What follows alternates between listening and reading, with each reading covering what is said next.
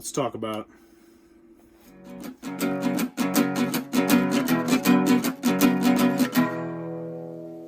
what does that even mean, Bowers Game Corner? Ahoy there, YouTube! I'm back here today for another game review, and today I'm very excited checking out WarRift. This is for 1 to 5 players, ages 12 plus, take about 15 minutes per player, and WarRift is an asymmetric deck building game in which you are going to take control of one of these 4 factions right here. And the factions are all going to have their own unique decks of cards, which will have their own different colors, their own different flavors, and they will play a little bit differently. Actually, they'll play a pretty good deal differently, actually. And on the back of this, you're actually going to have a good deal about their story and how they play as well. So this one will start off fast, but then endgame they're going to get stalled, and which is a cool thing right there. Everyone's also going to get their own little player board right here, and you'll have your deck down here, which will be your pretty standard deck building thing. I believe you start with 7 money and then 3 attack, because this is one where you're going to be doing damage not to other people but to monsters. But you're going to start with a crappy deck. Now, what's interesting is you're going to have your guild cards right here. So we talked about how you're going to have your own unique asymmetric deck of cards with different colors on them. So this is the blue deck right there. That's going to go right here. And so this is going to be your buy row that only you can buy. You'll also have a power card, which is a one-time per use sort of game thing where you'll have one thing you can do it once per game, and once you're done, it's gone. And then slaying monsters, because you are trying to get to 20 victory points in order to win the game. You do that by defeating the different monsters, which will look like this. They'll have a certain number, and then that's the number of victory points you get, and then that's the number of, boom, how much damage you have to do. And some of them, when they die, they'll have various different effects. If you played Ascension, this will all seem kind of familiar to you. Now, the other interesting quirk to this game before I get into the review, because this is the review, I'm not going to go into the full gameplay, is that when you purchase a card from your guild selection up here, it doesn't actually go into your hand or into your discard pile or any of that unique, ordinary stuff right there. It goes into the middle thing, which these are all obnoxiously large. They really make me kind of annoyed. Area right here, which is called the Rift. So let's say that you're playing a 4-player game and everybody buys a card. All 4 of the cards would go out here unless you pay $2 extra. You pay $2 extra, then it just goes into your discard pile. But if you can't afford the $2 extra or you don't want to, it goes to the Rift. And then at the end of the round, when everyone's taken 1 turn, the first player is going to shuffle up all the cards in the Rift and then deal them out counterclockwise to the players who purchased something. So if you purchase something, you are going to get a card, but you might not get your card back. Now, this isn't a huge deal, though, because once the person finally gets around to using that card, it goes into your discard pile, but it can take a little bit to get the cards to you, which is a really unique quirk to this game. And I love quirky deck building games. Aeon's End is one of my favorite deck building games, and it's just because it does all these different things that are just not typical deck building fare, which they try to do here. However, let's get on the pros, let's get on the cons. First, on the pro side, I do want to salute them for these. These are really, really nice. These are useful. They're pretty sturdy. They are larger than they need to be. That actually causes a little bit of confusion to it. They could have cut off the stop part here. But still, this is nice. And I do want to give them a shout out to one particular part of the rule booklet, because I'm about to actually just gut their rule booklet. It is a terrible, terrible rule booklet. And that's this section right here, the little different glossary, I believe it's what it's called. That is super useful for when you need it. And it's you can learn how to play with the rule booklet. I guess that's a pro. You're gonna get frustrated. It's not blind play tested. You're the blind play tester. So that you will be able to figure out the game. I will say that. You'll feel like you'll have that sensation where it's like, I'm not quite sure if we're doing this correctly, but it feels pretty right-ish, which no rule booklet should ever give you that sensation. And that's all I got on the pros. Because moving on to the artwork is serviceable. I don't think it's going to wow anybody. You know, I've seen artwork of this same ilk that I thought was much better than this, and it's not a particular style of artwork that I really get like, ooh, that's my style of artwork. But I don't think it's really going to wow people. But I don't think it's terrible. But now we got to the cons, and we're going to just start with my experience with this game, and as we go through that experience, you will slowly start to see all my issues with this game. So I got the game in the mail. I was excited. I love deck building games. I love asymmetric games. I was all about this. So I was like, all right, I'm going to go to this rule booklet right here. I'm going to find out how to play, and we're going straight to the solo mode because it does. It has a classic mode. It has a solo mode, a casual mode. I'm getting excited. I'm like, oh yeah, what's going on here? First thing I see in the solo mode is, hey, construct your deck. So you're going to need to go through every single card in this game and construct the deck just for you, taking 24 of these, and 3 of these, and 2 of these, and 1 of these. And it gives me all the restrictions. And I say, what? No, what? I don't even know how to play the game yet. What? And there's no, like, suggested cards. Because to be honest with you, if you want to skip all that, you could just play with a regular deck. But they don't say that in there. They don't say, oh, and if you don't want to go through all that hassle, because this is your first time playing the game, potentially, you could just use any of the color decks. They don't mention that. I'm mentioning it, because I'm better than the rule booklet. But, so I immediately was like, no, whatever. So I read the rules, brought it to game night, 4-player game. People just had nothing but rule questions, and I had no answers for them. So there's bartering in this game. You can barter, and it's like, oh, that sounds cool. I love bartering. I love bartering games. I love trading, negotiation. Awesome. I'm going to read to you the entire section on bartering. Players may trade with each other anytime, as long as one of them is in the middle phase of their turn. Oh, you have a question? Piss off. There's no answer. That's it. Like, that's the whole thing. So I of course was like, okay, well, that means we can trade whatever we want. So we're trading monsters, which we're like, we can trade whatever we want. We can trade future things. And I actually found out on the Board Game Geek that you can only trade cards, which is boring. But anywho, now you know the answer to that, because like I said, I'm better than the rule booklet. But it's just, and we did it a couple times, but it was just, like, they try to do things and they just don't come across.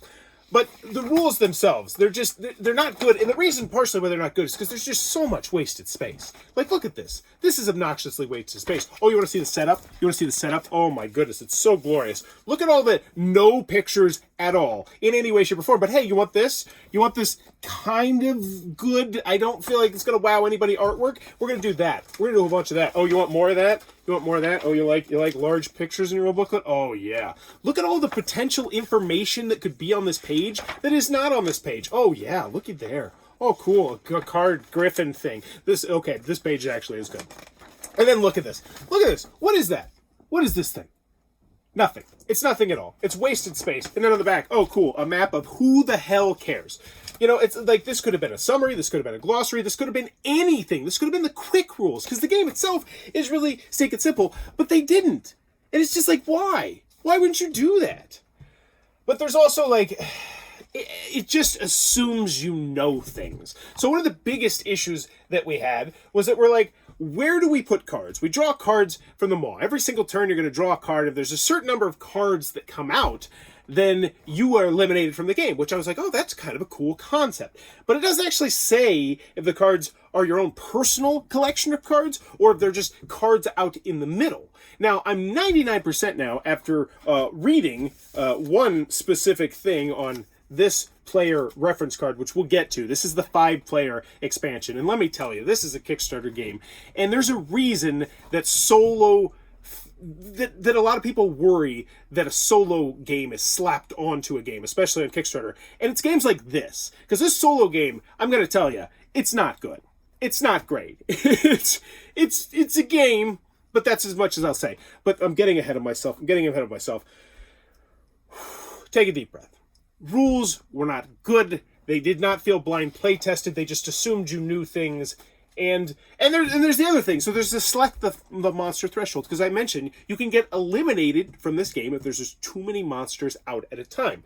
And so at the beginning, it's like, hey, select the monster threshold. But it doesn't tell you what they recommend. It's just like, who the hell do I know? And it's not like, and then the names they use are Mommy, Paranoid, Bloody Jaws, Agony, Torment, Hellfire. And it's like, those all sound kind of bad.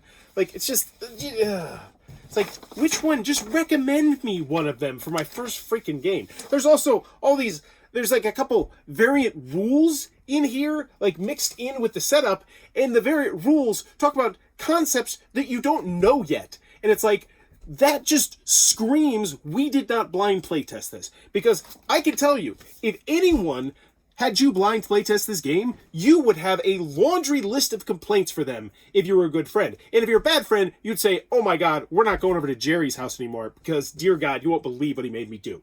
That's what you're going to feel like when you're going through this rule booklet. Oh, okay. So, we played it 4 players. It was frustrating. We found one thing that was potentially broken, which is this cool idea with the Rift, where when you purchase cards, they go into the Rift and they get divvied out and you don't know where your cards are going to go. But you could purchase more than one card on a turn, which means that if someone puts in more than one card, so let's just go with this. Player A puts 1 card in. Player B puts 1 card in. Player C puts 2 cards in. But player C is the first player. So what that means is it's the first player, and the first player never actually changes in this game. You need to house rule it so that it actually does change, because otherwise it is broken. But how it works is you then divvy out the cards. So this player would get a card, this player would get a card, and then the player who's dealing would get a card. And then that next person, the person counterclockwise to the left of the player, would always get every single bonus card as long as they bought in. And it's just... essentially what would happen is the player who's the first player would never get that. Now maybe you might say, well, that balances out because the first player and blah, blah, blah. But no, I'm not giving them that much credit. It's just... So let's get to the solo version of the game, because I played it 4 players. We did not have a good time, but I was like, all right, I'm going to soldier through this. I'm really going to dig into the weeds. I'm going to play a solo game of this, and I'm going to go through every single stinking card in this game, and I'm going to craft my own perfect deck that I think will just crush, because that's what they told me to do. That's what the solo version of the rules told me to do. They didn't tell me anything else. They said, you make your own deck. You be your own boss. I said, I will do that. And let me tell you, I thought I was going to crush, and I did. I crushed the game's face, and it wasn't even close, and I have no desire to go back. And it was just like boring. It was just like, oh, I'm doing so well that I know I'm going to continue to do well. And it's just because you're putting in exactly the cards that you want. Like I was like, oh, this card will be great. This card will be great. This card will be great. And it's just, yeah. It was not fun. It was playable. It also kind of broke the cool aspect of the game, which once again is just a theme of this, which was the Rift. Which, as we mentioned, which was when you buy a card, it goes into the Rift, and you don't know where it's going to go. But when you're playing solo, you do know where it's going to go, which means you would never pay the $2 extra. The other thing is, you would never want to pay the $2 extra anyway, because when you pay the $2 extra, the card goes into your discard pile, which means you have to wait to get to it. Whereas when it comes from the Rift, it actually goes on top of your deck. And it's like, well, which one would I rather have? Would I rather have it on the top of my deck? So not the next hand, but the hand after that, I'm guaranteed to get it. Or if I have cards which will let me draw more cards, which let me tell you, if you're crafting your own deck, yes, you're obviously going to get cards that are going to allow you to draw more cards, because that's how you play deck building games. I have to keep going. I have to keep going because there's more. There's more complaints on this one. So last but not least, we get to the dreaded 5th player expansion, which once again has a reputation on Kickstarter. When you start adding that extra 5th player or that extra solo variant, people just start not quite sure. And WarRift is part of the reason. They are part of the problem. Why? Because the 5-player version of the game, and let me tell you, if you thought it was going to be in here, well, you're in for a doozy. Because it's not. It's not really in there. You'll go through it and you'll say, okay, so we're playing with them all. Let's see, where's it going? Rule booklet, giant pages, giant artwork. Here's more pictures. Nope, doesn't really mention it. Okay, so you say, all right, where are we gonna find it? Okay, so it's cool, rule cards, and you're like, okay, well, cool. They did such a terrible job in the rule book. I'm sure they put all their time and focus and effort into the rule cards, the DM rule cards for them all. And the answer is no, they did not. Now I will say, the 5th player, it just does not seem fun. So essentially how it works is, on your turn, you're the Demon Master. And you are the person that deals out cards from the mall, I guess, when people need a card, which just means you're just kind of the dealer. Like, oh, you need a card at the beginning of your turn? Here you go. Like, is that fun? I don't think it's that fun. But on your turn, you get to pick 2 of these, I think, because once again, this is not really clarified in the rules, but I want to read one of these to you because it is just so ungodly broken. Like, we didn't play with it, but let me just read it to you and you decide if it's broken, because okay. So it says, During your turn, choose 2 different modes, which I'm assuming means that you choose 2 of the options on the card, and that's your turn. So that's your thing. Everybody takes their turn, they do their deck building, and then you, the evil maw, choose 2 of these. So the first one is players cannot trade this rotation. Pretty cut and dry. We didn't trade that much anyway, so I feel like people will be like, okay, whatever. Like, that would probably be about the response of that. So the next one is, and this is the one that feels broken to me. Players choose to consume their deck or discard pile. Let me repeat that.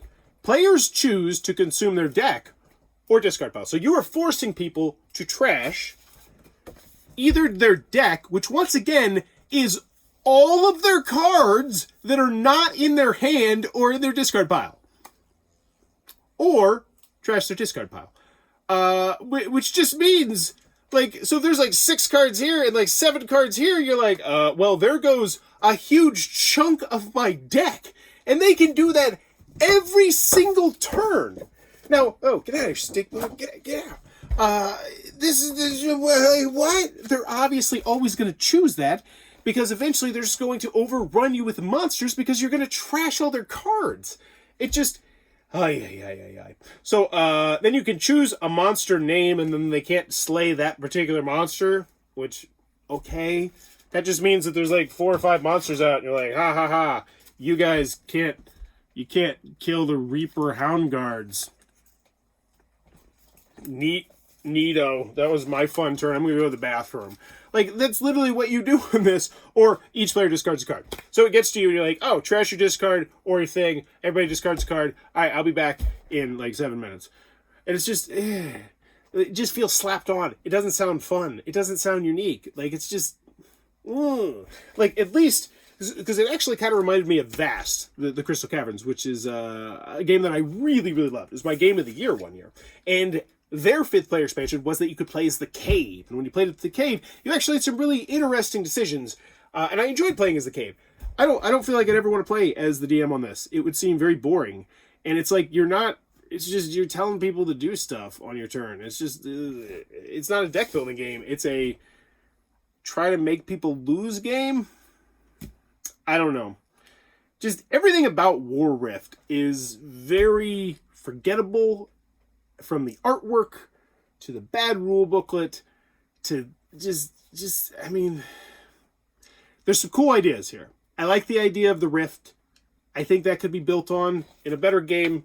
I like the idea of the asymmetric decks. I really like that. And I understand where they were going with that, where they were going to be like, oh, we can just sell packs. And so it's like every time it's just like, oh, here's the green pack, here's the orange pack. And it's just a whole new race and people you can play with. And that's great. I love that system. Oh, and I hate the box. Oh, we haven't even talked about the box, which is, I checked out the Kickstarter. It was like, super exclusive box. And it's stupid. It's really quite stupid. I'm going to show you how stupid the box is right now when I show you how many cards are in this game. And this is the exact number of cards in the game. And it is this many cards. So, there we go. You can get a compare. That's pretty much how much you need of this box right here. Right there. That. And then we got this. We're like, oh, cool. Custom playmat for the custom area. And the reason why the box is so obnoxiously large is because they have these. Now, these are nice. But once again, could we not have these fold up? I mean, God, honestly, I'd rather have these be paper. I really would. It's just, because they're just obnoxious. It takes up a huge table space. And it's just, it's not a game that I can really recommend to anybody. Like, I could just bring off 20 better deck building games off the top of my head. And that's not because they're all great deck building games. It's just because this one is one of the worst I think I've played. Now, is it the worst ever? No. I played some that just felt completely broken from like the ground up. But just everything about this game just doesn't feel up to snuff. There's no particular aspect of this game aside from that one glossary page, those 2 glossary pages. That is the only part of this entire game where I was like, dang, they crushed that. Oh, and the cards that tell you a little bit about your race and faction, even though they're stupidly, obnoxiously tiny text. I do like that as well. But just everything else, just it needed blind playtesting. This game needed more playtesting. And I'm not even talking about the actual string togethers of the combos. Like that the solo mishap, because it's all about stringing the combos, and it's like, I went through every card in the game. I did. because I created my own deck, and I just have no desire to go back. None of the cards were like, ooh, that's cool, that's amazing, wow, that's super neat. It was just like, yeah, it's you know, typical deck building fare. So in the end, WarRift, just one that is just absolutely no bueno, must try before you buy on this one. If you enjoy what I'm doing, please feel free to click on that subscribe button down below. I'm trying to reach 9,000 subscribers, celebrate my 9-year anniversary of making YouTube content. Also, if you want to help support me in a huge way, consider supporting the Patreon down below, as I'm trying to do this kind of full time. My wife is the breadwinner at the moment, so every extra dollar really does go a long way. And as always, thanks for your time, YouTube. Bye-bye.